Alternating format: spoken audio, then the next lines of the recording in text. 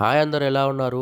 2.5 సంవత్సరాల తర్వాత అయితే మనది కూలెంట్ బాక్స్ అయితే లీక్ అవ్వడం స్టార్ట్ అయింది. అంటే ఇక దాని లైఫ్ అయిపోయింది ఆల్మోస్ట్. ఎందుకంటారంటే మాత్రం అది బయట ఉంటుంది కాబట్టి ఎండకి, వానకి వల్ల అట్లా అయిపోయింది.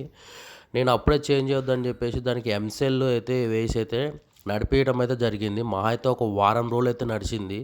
తర్వాత ఆల్మోస్ట్ మళ్ళీ అదే లీకేజ్ స్టార్ట్ అయింది. నేను ఫెవిక్విక్ కూడా వేసి నడిపించాను. అప్పుడే కాస్ట్ ఎక్కువ అవుతుందేమో నాకు తెలియదు దాని కాస్ట్ ఎంత ఉంటుందో.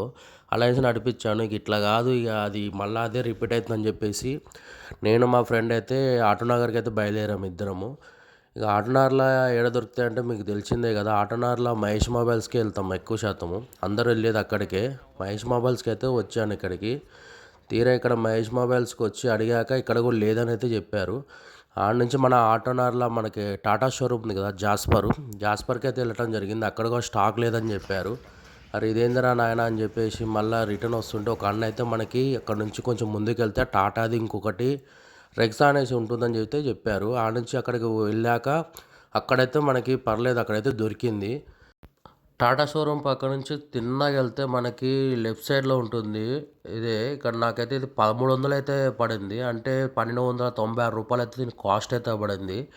రిటర్న్ మహేష్ మొబైల్స్కి అయితే బయలుదేరాను. అక్కడ 2 లీటర్ కూలెంట్ తీసుకున్నాను. ఇంటికి వచ్చి అయితే ఓన్గా అయితే నేనే ఫిట్టింగ్ అయితే చేసుకున్నాను.